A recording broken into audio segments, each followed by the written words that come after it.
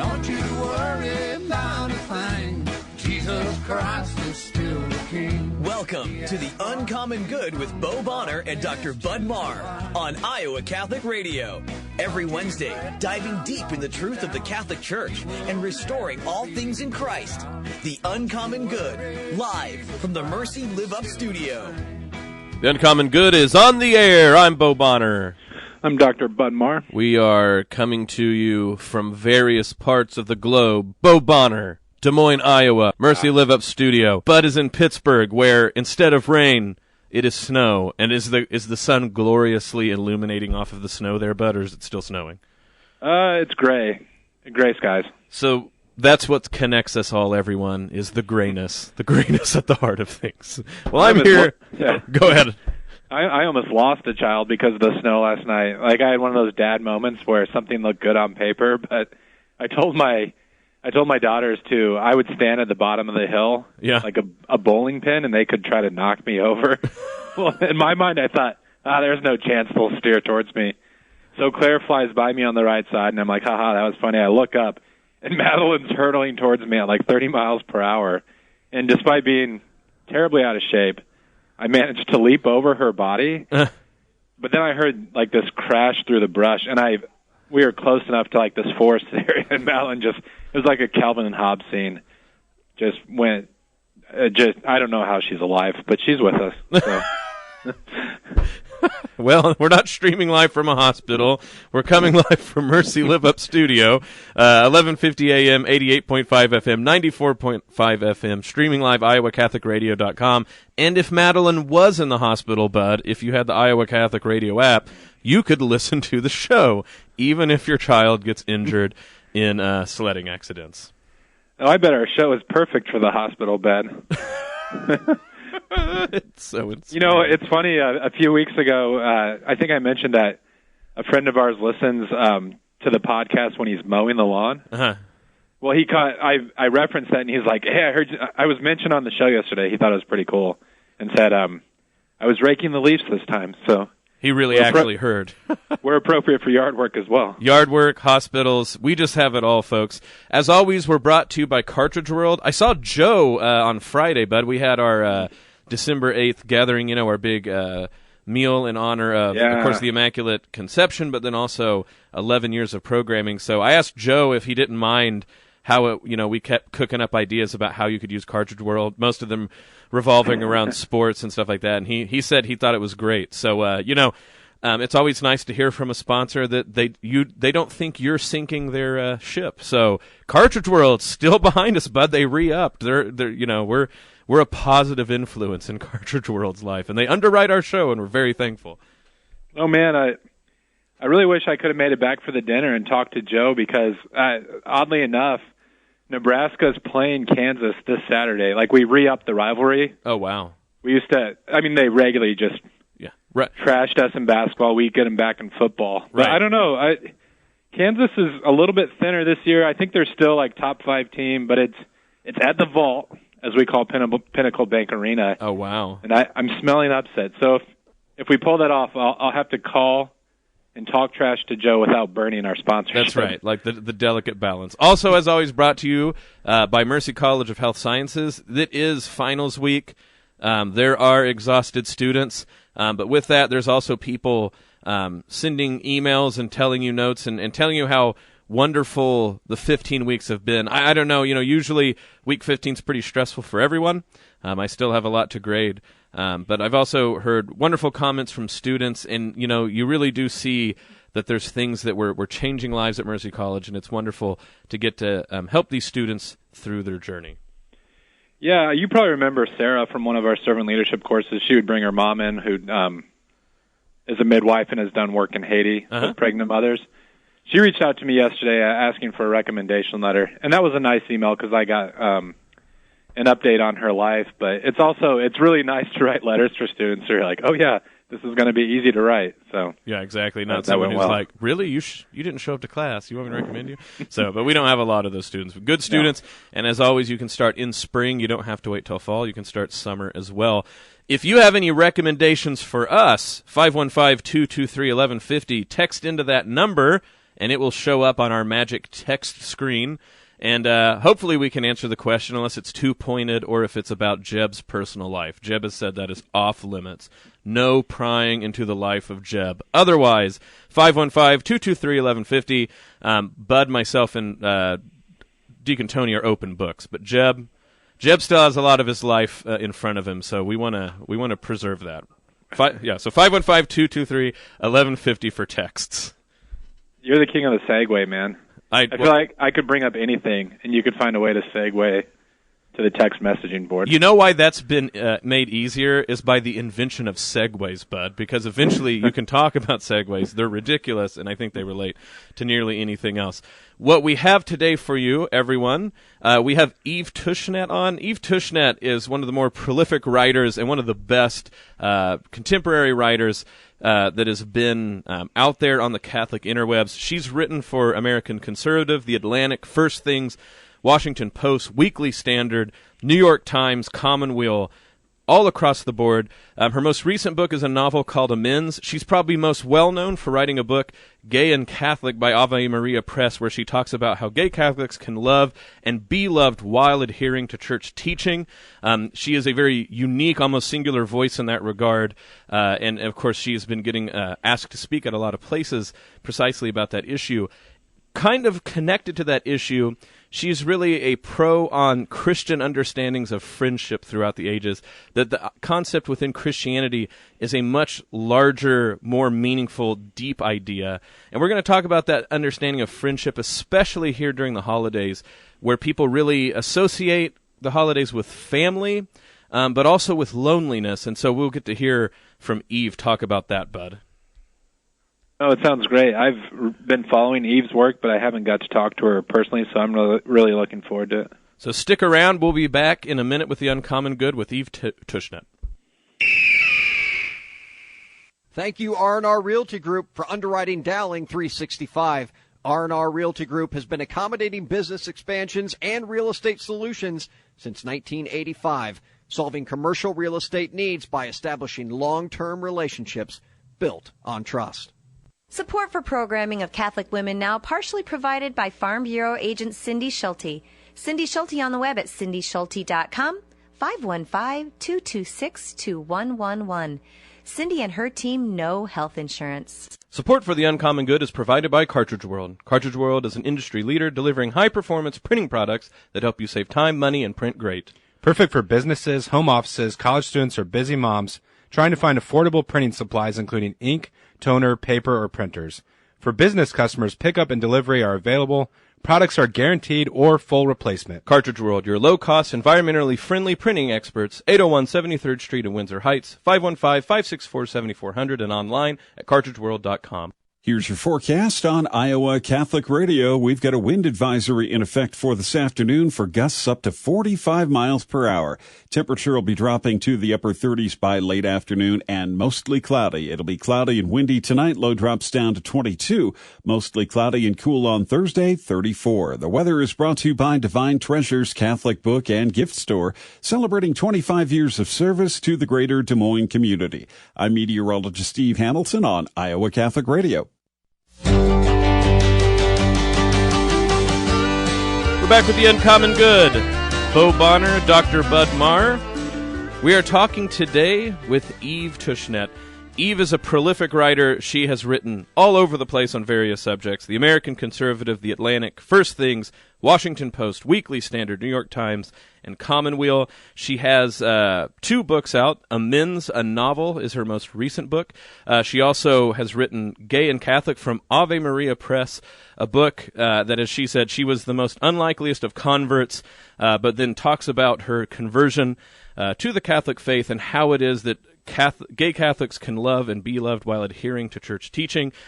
She's a speaker, speaks at many places, and you can also read her work on her website. Eve, how are you doing today? Good. How are you all? We're all dealing with different types of weather. Bud's in Pittsburgh enjoying the snow. Here in Des Moines, we're blowing away. What's it like out on the East Coast? It's cold. It's probably not as cold as where you are. It feels cold to me. Yeah, and that's what matters, is if you feel like you're going to die because of the cold. So, well, Bud and I were just talking before the break. We've been reading you for a while, have loved your work, and glad to get to finally talk to you, especially here on the radio for everyone out there listening. You have taken a special interest in talking about the spiritual and theological contours of friendship in the Catholic and Christian tradition. And I was thinking that, especially this time of year, the secular media, marketing, movies, they really equate Christmas with family, maybe a certain type of family. But then we also hear from sociologists that this time of year can be one of the most loneliness, that people feel the most fractured and fragmented. I'm wondering if there's an interplay, Eve, that we can talk about this, the more robust understanding of friendship in the church's tradition, answering this sort of loneliness and fragmentary feelings that people are feeling at this type of year. Yeah, no, I think those are directly related. The kind of central focus on just the nuclear family and the decline of the extended family and friendship and all the other ties and connections that used to support, parents raising children has made it very much harder for people who aren't in that nuclear family, but even for people who are. Parents are more stressed. They have fewer people to turn to and rely on. It's very hard on marriages, when you don't have good, close, devoted, lifelong friendships. And that's been something that's, that I've seen in my own life, that I've been very blessed to be able to have friendships with married people and to kind of be there for them. And obviously it's fun for me. I get to be the aunt and to have the best parts of seeing your children, and then when I'm done with your children, I can give them back to you. But, it's really clear to me that families exist in almost like an ecosystem, and we've really neglected for more than a century now the friendships that used to be such a deep and beautiful and fruitful part of that Christian ecosystem. And unsurprisingly, families are also suffering because of it. Eve, this is Bud Marr. Thanks for being on. In an article that you wrote for the Washington Post, you talked about how our culture tends to idolize couplehood. And this seems to me one area where maybe the church has capitulated too easily to cultural trends. Could you talk some about, in that article you talk about how Christianity has always had kind of like this healthy tension with the temptation to idolize couplehood or romance. Yeah, well, so you can even see it in Scripture, right? Obviously, Scripture uses the marital love of a man and a woman as one image of how God loves us and how we can love God. That's in the Old Testament, in the Song of Songs, in the prophets, with God's faithfulness, even when Israel is the unfaithful bride. That's in the New Testament. But the thing is that there's also, in Scripture, same-sex friendship, same-sex love, used to show us how God loves us and how we can love God. David and Jonathan are sort of the most obvious Old Testament example of this. Their devotion to each other, which they solidify with promises. When they exchange their armor, this is like a classic ancient world way of making a promise or a vow of friendship to one another. And the sacrifices that Jonathan makes for David, following the will of God, are so intense and extraordinary. He sacrifices his physical safety, his relationship with his father, his social position as a prince, and all for love of God, expressed through love of his friend David, which is why in the Middle Ages, St. Aelred, who was an abbot and philosopher of friendship, used David and Jonathan as kind of prefiguring the sacrificial love of Jesus, because Jesus himself uses the image of friendship to teach us what it means to love God and to love others. There's this line that we've heard so many times that we kind of don't notice anymore how countercultural it is, where Jesus says, "Greater love has no man than this, to lay down his life for his friends." And we've heard this so many times. But if you were to ask sort of a normal person on the street today, what is the greatest love? Like, if you were to say the greatest love of all is to lay down your life for blank, I think a lot of people would say your child. Some people might say your spouse. Some people might say your mom. But Jesus, does not have like a sort of normal like child or woman that he can say, well, I'll lay my life down for my wife. But he doesn't even say his mom. He instead uses this image of friendship to say that this relationship too can be so sacrificial, so complete, so devoted that it could structure your whole life and teach you what it means to love God. And to be loved by a God who actually died on the cross for us. So that kind of like extraordinary sacrificial friendship is something that is very hard to find nowadays, but used to be a much more normal part of Christian societies. You can find, stretching back millennia, from as I say in Scripture, to up until the 19th century, you could still find, and even in some places the 20th century, people who would make vows of friendship, who would share their lives with their friend, who would share their finances, their household. Friends would care for one another's children, and these were publicly acknowledged and honored friendships. There were rituals where you could make promises to take in someone as a sister or a brother and make them part of your family. Godparenthood was often used as a way of making your friends a part of your spiritual family. And there's some persistence of these things today, but much less when it used to be a much more normal part of the social landscape. And something that, in my opinion, was beautiful, healthy, fruitful for everyone in society. This is the I'm sorry. Go ahead. I was going to say, if I can just throw out sort of one other thing that goes along with this is that marriage is clearly an important, good, beautiful Christian vocation. It's a sacrament. But if we look again, both at Scripture and at Christian history, you see deep honor for celibacy, for a life that is lived without a sexual romantic relationship, giving yourself completely to God.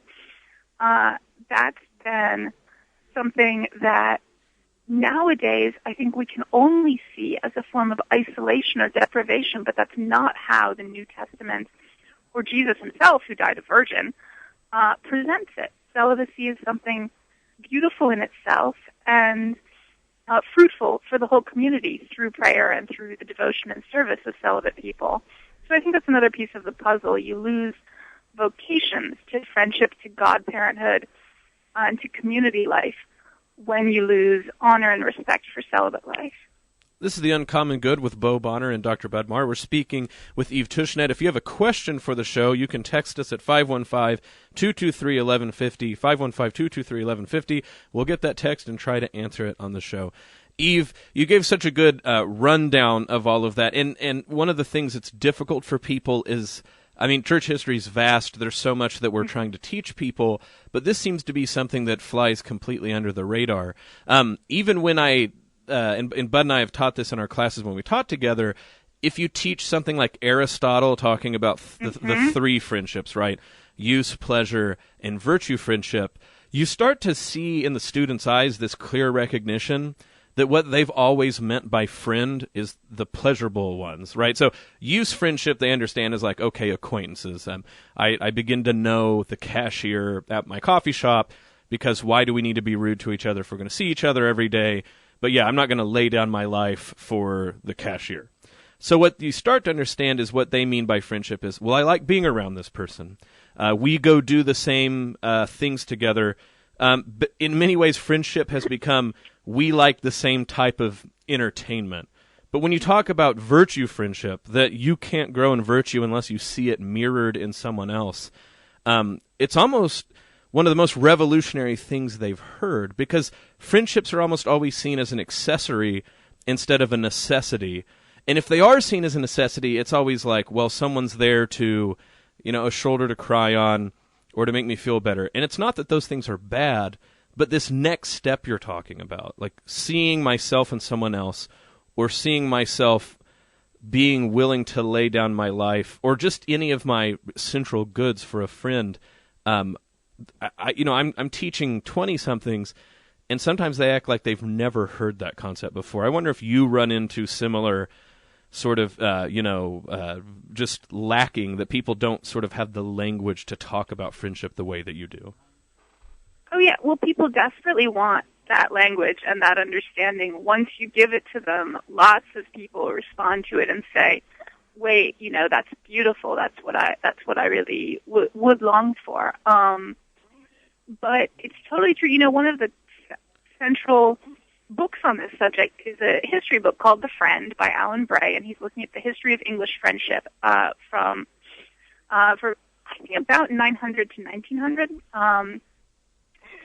And he himself was shocked to find things like friends who would be buried together and would have beautiful sort of descriptions of their love for one another written, and sometimes depictions carved of like a heart with them holding hands, on their graves to show these were people whose love shaped their entire life to their death and even after death, since they would often promise to, if your friend died before you did, you would take in his children and also have masses said for him. So this was a form of love that could persist even beyond the death of one of the friends, that in prayer and in caretaking you actually become a part of their family. And that's something that sometimes we see even today. My grandmother she had a friend who I think may have been a cousin, but was definitely her best friend. And when my grandfather died, this friend came to live with my grandmother, lived with her until my grandmother's death. And after my grandmother died, her friend, who was also very old, was taken care of by my aunt. So her best friend's children were the ones who ended up taking care of her. That's something that, people desperately need practical caretaking. And then for Christians, right, there's also a spiritual dimension of us becoming one another's spiritual family, being able to care for one another in prayer and to be sanctified, to be drawn closer to God by the love that we show each other, the care we give each other, the sacrifices we make for each other. Eve, just as a side note, before I ask my next question, as a historical theologian, I can attest to a lot of what you're saying. My own area of interest is in the life of Blessed John Henry Newman, and he had a very close friendship with Ambrose St. John, a fellow Oratorian. And when Ambrose died, there's accounts of Newman, weeping at his bedside throughout the night or whatnot, and he was later buried with Ambrose. Well, of course, in recent years, there's been renewed this sort of interest in trying to discern Newman's orientation or things like this. And it really attests to this idea that you're saying, where it's almost difficult for us to imagine very close friendships that aren't erotic. Like our culture almost kind of reads that into those sorts of situations. Back to another point that jumped out to me from your Washington Post article was you talk about economic factors, and I don't think as Christians we've necessarily done good reflection on that, where even the way that our society is structured economically and socially, that can make it difficult to have these meaningful, deep friendships. Yeah, no, I mean, everything from health insurance to who's on your lease to sort of deeper kind of almost cultural economic factors. Like one thing that comes up a lot when I talk to people who are trying to build lives shaped by friendship is, do I move? Where if one of us needs to get a job somewhere, does it make sense for me to move to be with my friend or to ask them to move to be with me? This is especially difficult for people whose closest friendships are with married people. There's a sort of it's difficult to take more adults with you when everybody has to get a job to make the household work.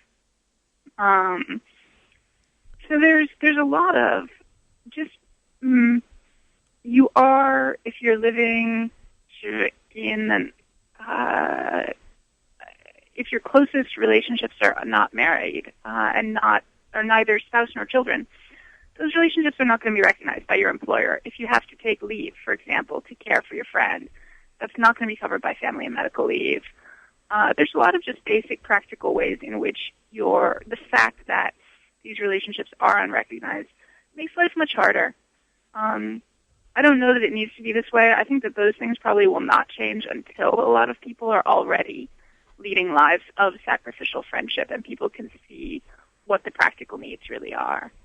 But I guess it's just something that people find as they try to lead lives shaped by friendship. And really any lay celibate life is going to run into these questions of economic challenges that come from having the relationships that you are sacrificing for be kind of invisible to both the law and your employer and the wider society.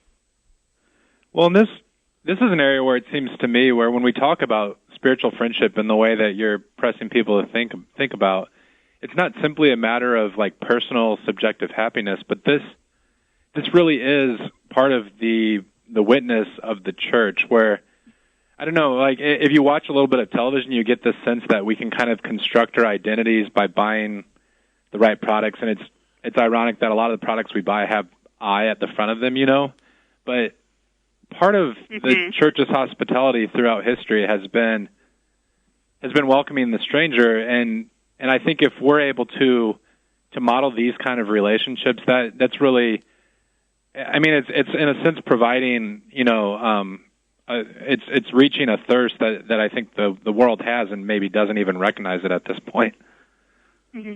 Yeah. I think part of it too starts to be when you talk about the economics of making any great change. I was thinking of when I was in college in Stillwater, Oklahoma, the one law that everybody knew is that you could only have 3 adults per lease. And part of it is I sort of understand you get too many college students in a house, they can trash the place pretty fast. But what a weird artificial distinction to make in a place where everybody knows lots of people are probably going to live together. But, there was a lot of economic incentive to make a law like that. You don't want loads of people living together in a house. You don't want people sharing resources. You want everybody having to buy one of their own thing or live in their own place. And so it's like you said, the chicken and the egg here is that there has to be more people demanding it before there will start to be, change in that regard. Okay, well, we're going to go to a break now. So we'll be back in a few minutes with The Uncommon Good. This is Bo Bonner and Dr. Bud Marr. We're talking with Eve Tushnet. Stick around. Support for programming of Catholic Women Now partially provided by Farm Bureau agent Cindy Schulte. Cindy Schulte on the web at cindyschulte.com, 515-226-2111. Cindy and her team know health insurance. Hi, this is Tony Calumet, Executive Director at Iowa Catholic Radio. On behalf of myself and all of our staff at Iowa Catholic Radio, I want to wish everyone a very blessed Advent. Our hope for Christmas begins. Our year-end appeal is happening right now with letters mailed, and I want to thank you for your generosity and response to this appeal. We are hoping to raise an additional $45,000 on top of our goal of $50,000 to address the much-needed updates in our programming department and cost with our current tower. Please know that we are very grateful for every amount that you send to us. No amount is too small. As our Iowa Catholic Radio family, you are in our prayers each day. May God richly bless you and your loved ones. Support for The Uncommon Good is provided by Cartridge World. Cartridge World is an industry leader delivering high-performance printing products that help you save time, money, and print great. Perfect for businesses, home offices, college students, or busy moms trying to find affordable printing supplies including ink, toner, paper, or printers. For business customers, pickup and delivery are available. Products are guaranteed or full replacement. Cartridge World, your low-cost, environmentally friendly printing experts, 801 73rd Street in Windsor Heights, 515-564-7400, and online at cartridgeworld.com. Last year, 150, or 150 students gained essential employment skills and graduated from computer classes through Catholic Charities Hispanic Community Outreach. With your help, we are making a difference, but the need continues. Learn more at CatholicCharitiesDM.org. We're back with the Uncommon Good. Bo Bonner and Dr. Bud Marr speaking with Eve Tushnet. Eve, do we got you back on the phone? Yes. Okay, sorry about all that. Yes, I think part of that, it's just the robots. Bud can tell you, one of my themes is worrying about robots. And sometimes with robots, obviously they do amazing things. They help us, for instance, talk to people in multiple time zones all on a radio show. I wonder if you think, Eve, that technology plays a role in this sort of stratification and the sort of diminution of friendship. And I know it's easy to pick on Facebook or something like this, but if we're talking about a millennia, has there been 100 years of technology having that sort of pressure that makes talking about friendship this way more difficult? Well, it's hard to say, right?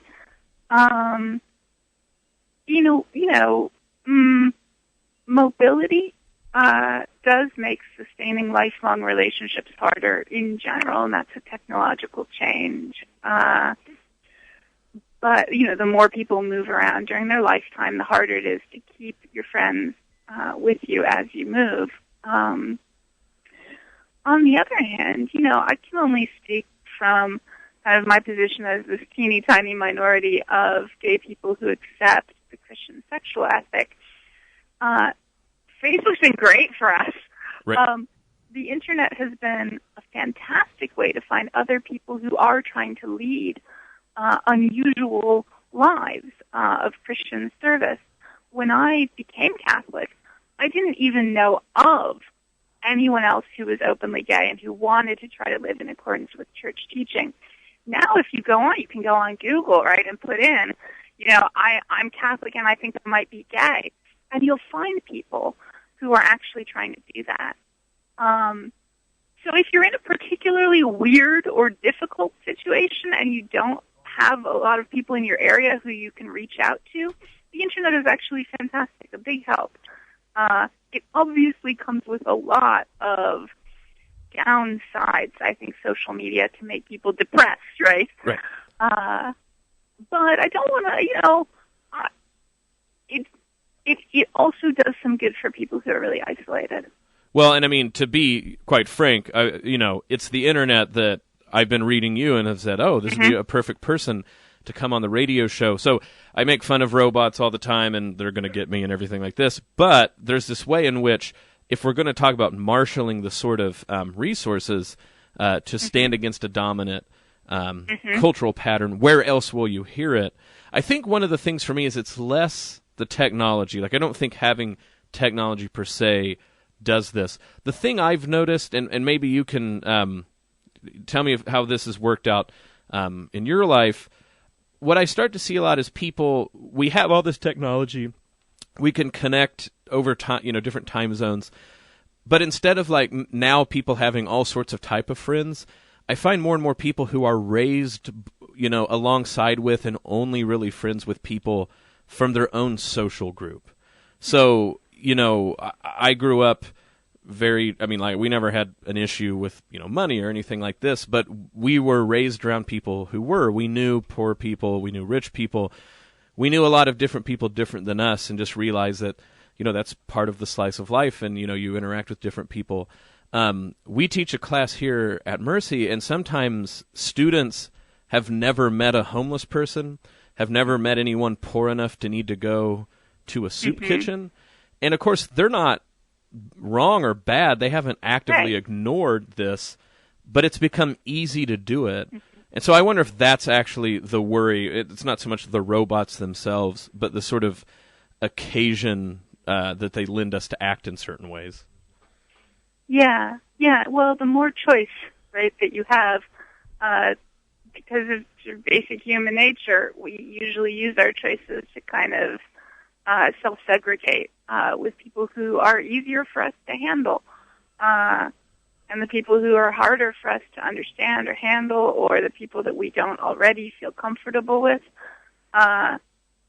If you can get away from those people, most people choose to get away and to be with those they already feel comfortable with. And that's, part of the very radical nature of Christianity, which you can see in the lives of so many of the saints, is them choosing to go to people who were vastly different from themselves, and to both share the gospel and also learn from and be changed by the people that they went to. But yeah, I think that's really, you can even see it to some extent in entertainment. I've seen a few commentaries that both television and movies are less likely to show people from lower economic, low income and even lower middle class backgrounds than in the 1980s and early 90s.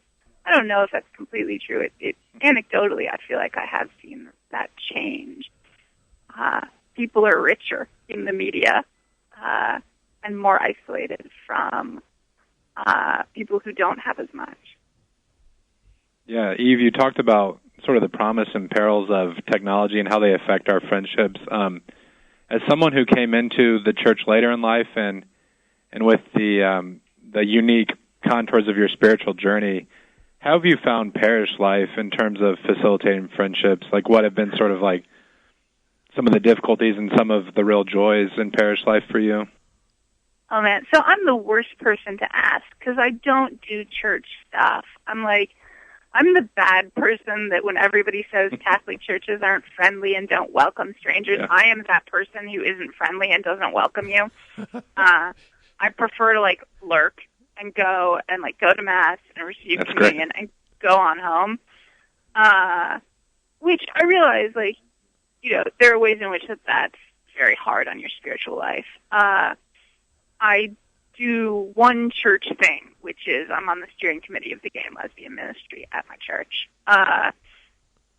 And I may be joining something else, but basically I am not a joiner and I'm not a welcomer. And so most of my friends are friends who don't go to my church. That said, I've talked to a lot of people, and especially, again, because of the work that I do, it's been mostly gay people, LGBT people, who have talked about how amazing it is when they do find a church who can welcome them wherever they're at, who can actually take the time to listen and to ask what their needs are, and to find it actually pleasant, pleasurable, fun, joyful, spiritually fruitful, to help them in their walk with God. It doesn't have to be a big, heavy challenge. It can be, isn't it wonderful to get to know a person who has been shut out from the church and the body of Christ for much of their life and now wants to be a part of it? Isn't it actually our privilege and blessing to be able to find out how we can walk with them? And there have been, I think the more... There have been people who have been able to find churches that were really willing to support their friendships, to support celibate partnerships that they were in. And it's been a real challenge, I think, if you're trying to live in a way that churches have kind of forgotten about. That's challenging in itself. And if you add to it this bizarrely, culturally inflamed situation where it seems like everything about being gay, many Christians will view, unfortunately, as being purely about sex. So, I've had people assume that my best friend was, that I was in a lesbian relationship with her. It's I am a lesbian. I'm actually capable of having non-romantic, non-sexual friendships with other women. But that viewpoint where any same-sex love expressed by a gay person is viewed as sexual and suspicious, I think keeps a lot of churches from being really supportive of the friendships and love and relationships that their gay members need. So that's, again, all from my one perspective. I don't know how this affects people trying to maintain, people who are married or straight or whatever, trying to maintain friendships in the church. But from my perspective, I think it's wildly varied, and you're less likely to get support for your friendships and your other relationships if you are gay, which is awful, right? Because, like, we need it. We need some kind of love. Yeah, this is The Uncommon Good with Bo Bonner and Dr. Bud Marr, speaking with Eve Tushnet. I think one of the things that have been circling around is when it comes to how we are understanding what makes a community and why we would be part of one, there's a way in which the church, and not the church, maybe the members of the church, start to mimic what the outside culture looks and tries to make being Catholic its own sort of deal, but a choice among many others. And what I mean by that is you start to look for parishes where you think people like you will be. And it's like you said, it's not that that's necessarily the most awful thing in the world. We do we want to go find people who have similar interests, right? Like I'm actually, you're talking about being a bad example of like being a welcomer. I'm a bad person of talking about not wanting to talk about things because I will talk to anyone about any boring thing because I'm a boring person. Like one time someone talked to me for 3 hours about making keys. And my wife was like, well, what'd you guys talk about? And I said, oh, we talked about making keys. And she said, what else? And it's like, nope, just keys for 3 hours. And my wife said, I would have died. And I was like, I thought it was fantastic. So, but my point is, I've talked to other people, like you're saying, and there's this impulse, right? You don't want to go be around people that are going to make you nervous, that are make you uncomfortable. And I think Bud can attest to this as one of my lifelong friends. I have something wrong with me where I like uncomfortable situations. So again, wrong person to ask. But I think that what you're saying about when we talk about the church and what Christ has called us to do, it is something radical. I always think about my granddad who lived in the trailer parks of Enid, Oklahoma, who said that you don't choose dogs, he would only get strays. And he said, God chooses which dog you have. And that worked out sometimes, and other times that meant the family dog was absolutely bonkers. But I sometimes wonder if that's what we need to be by friends. There's a way in which you need good friends that you want to imitate and be like. But then there's also ways in which God plants friends in your life, and it's not immediately obvious why. But are we faithful enough to see what 5 to 10 years with this crazy person would benefit in our life? And sometimes I think people don't have that sort of patience or faith. I don't know. I'm rambling now. I turn it back over to you. No. I mean, I think that if we do start taking friendship more seriously, that will become an increasingly important question. If you look at what ancient and medieval writers said about friendship, they spend an enormous amount of time on choosing the right friend. And that's because they expected you to have this friend for the rest of your life and make sacrifices for them. So for the Middle Ages, you would often share your finances and your household and the care of your children with a friend. So this is someone you really want to think hard about. Is this person really going to be that friend for me? And this would be, one person who would be your friend throughout your life. So some of the discussion sounds a little, in some ways, closer to thinking about choosing a spouse. I have never done that. I've taken more I talk about this in my book. There's an anecdote from the beginning of Alcoholics Anonymous when I think it was Bill W. I may get these people backward, but I think it was Bill W. who went to a hospital and said, I want to find the worst alcoholic here. Who's that guy? And that turned out to be, and the nurses found for him the guy who turned out to be Dr. Bob, the other co-founder of AA. That's been a little closer to how I've made friends, just sort of like, why don't you find me the messed up one, or the one that I can have like catastrophic adventures with, and we'll see if we can make it work over the lifetime. I've been very lucky with that, but there have been times when I've wished that we had a better understanding of choosing friends because people have such deep needs, and it is really hard to even know how to have that conversation about, you have a need for friendship, but I don't think I'm that friend for you. I don't think I actually can be the sacrificial, devoted, lifelong friend that you genuinely need. We're able, I think, somewhat better to have that conversation around romantic and marital relationships. You can say, like, marriage is good and beautiful, and I really hope you find that person, but I'm going to say no when you propose to me.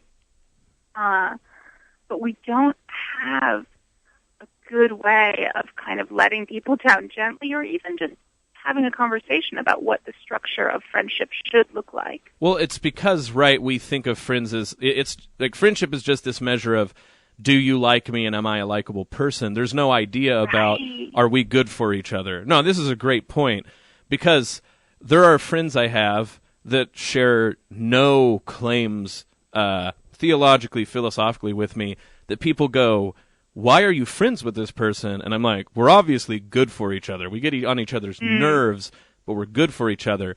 And then I can think of a few people where on paper there's all this match, but I'm like, they're not, they you know, their ears and my mouth are not what God has in mind, right? Like there's, and it's, what would be best for them is probably not another dose of Bo Bonner. And I'm okay with that, right? Like, that doesn't have to mean that I'm diminished. I'm just, I'm the wrong sort of thing for some people.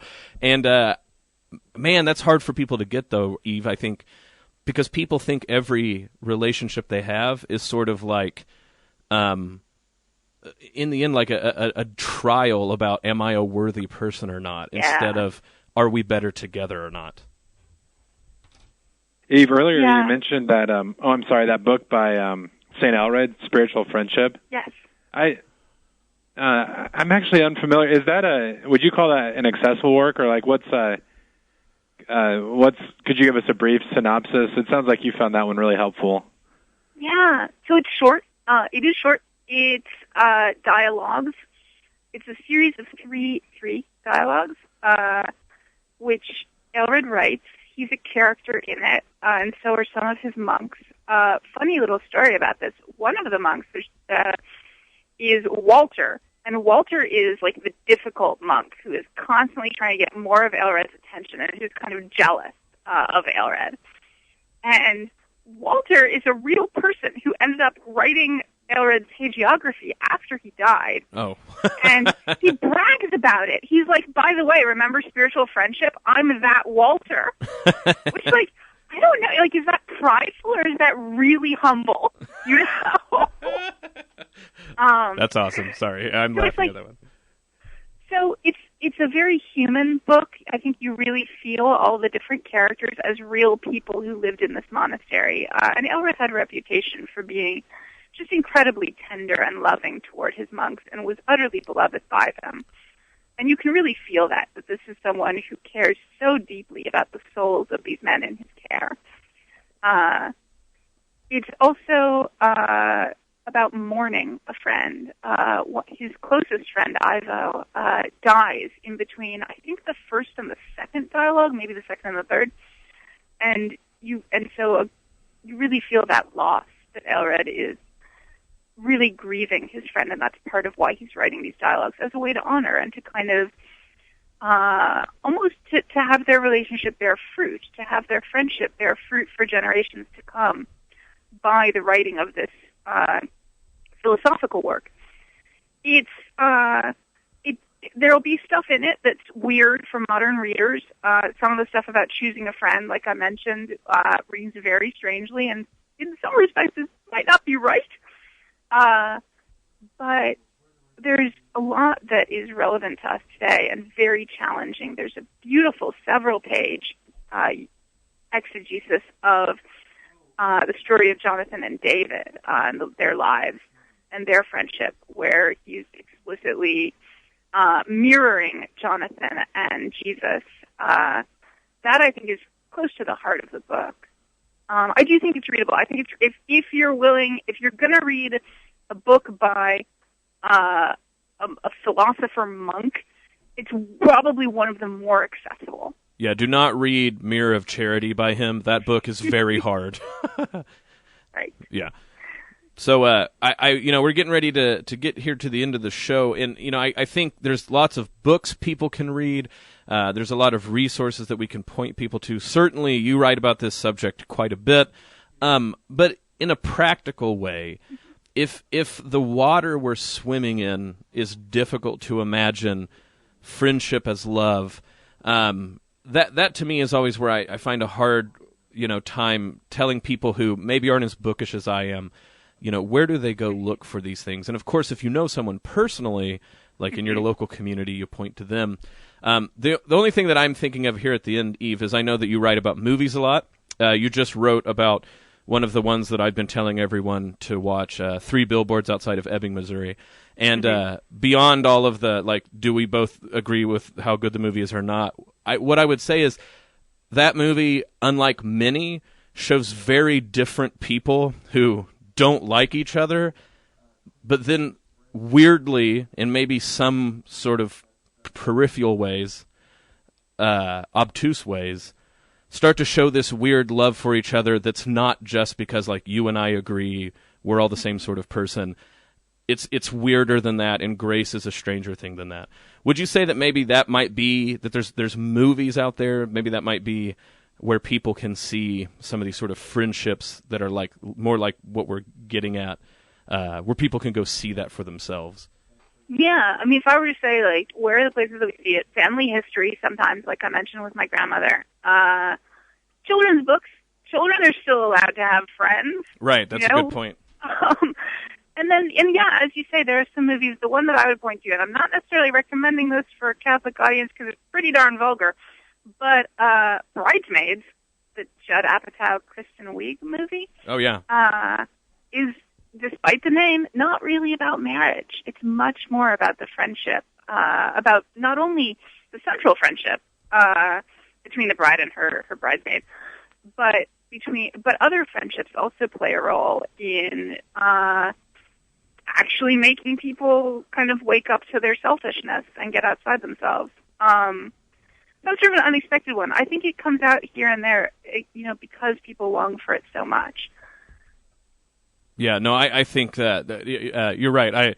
There's always sorts of movies where I'm all like, well, I don't know if I can recommend them full bore, but if you're talking about a particular point, another one that always pops to mind to me is movies that sort of show the antithesis of this, people who aren't good friends but are trying to figure it out. So I think of the Coen brothers version of True Grit, or the Royal Tenenbaums. There's all these movies where people are just horrible friends, but then by the end, through some circumstance, they start to realize oh, if we don't actually care for each other, who's going to? And what does family mean, and things like this. So I think that there's places, there's sparks. And when we see that, you're right, people latch onto it, but maybe sometimes they don't know how to. It's almost like we've not given the language for people to elucidate when they even find it. There's a lot of dumb reasons that superhero team-up movies are so popular, but one reason that I've heard people talk about is that it's a place where you can find what they call a found family, people who come together out of need for one another and actually make sacrifices for each other and bond without marriage, romance, tying them together just because they have a task to do together, like the classic Aristotelian Friends. Oh, man, I think that's great. Now I'm trying to think which Avenger I am and which Avenger Bud is, but that might be an entire other show that we can bog down the readers with. Well, Eve, it's been fantastic. I've appreciated coming on to talk about this because like you said, it's a topic that flies so under the radar, and people, you can tell that they feel it, that this is a problem, but it's really hard for them to bring up. This idea about how do we have a Christian understanding of friendship, and like I said, it's been an honor to have you on the show and talk about these things. If you don't mind, what are some places that people can read your work online and learn more about these topics? Yeah, probably the easiest way is to do a search for my name, which is Eve, like Adam and Eve, and then Tushnet. But let me see if I can get you my website address. I never remember it myself. That's no problem. Okay, what is it? It's www.patheos.com. So that's PATHEOS /blogs, /Eve Tushnet. So EVETUSHNET. Again, it's probably easier just to Google my name, but that's where all my writing is collected. Fantastic. Yeah. When you have a good, distinguished distinct name like Eve Tushnet, there's not going to be a lot of other Google pull-ups. Like Bo Bonner gets like a few dogs when you put in Google. So I think you've been spared that by having your name. So, well, Eve, thank you so much for coming on the show. We appreciate it, and I know it's cold, so bundle up, and I hope you have a good rest of Advent. You too. Take care. Thanks so much. Yeah, thank you. Well, Bud, I'm really interested now about which Avenger you think I am.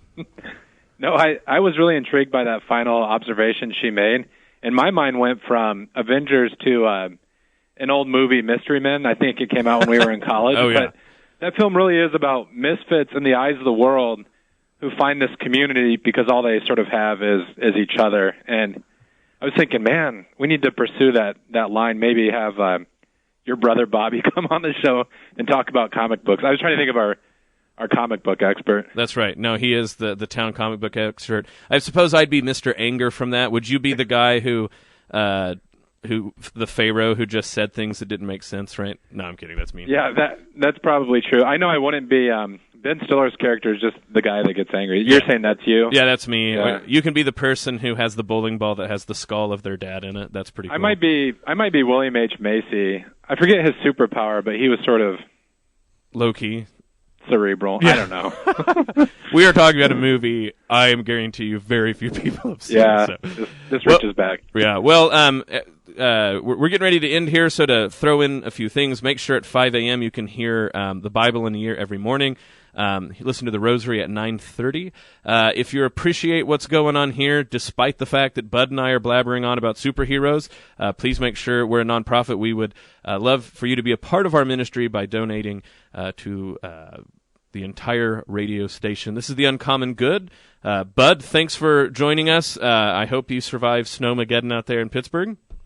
Yeah, Advent blessings to all of our listeners.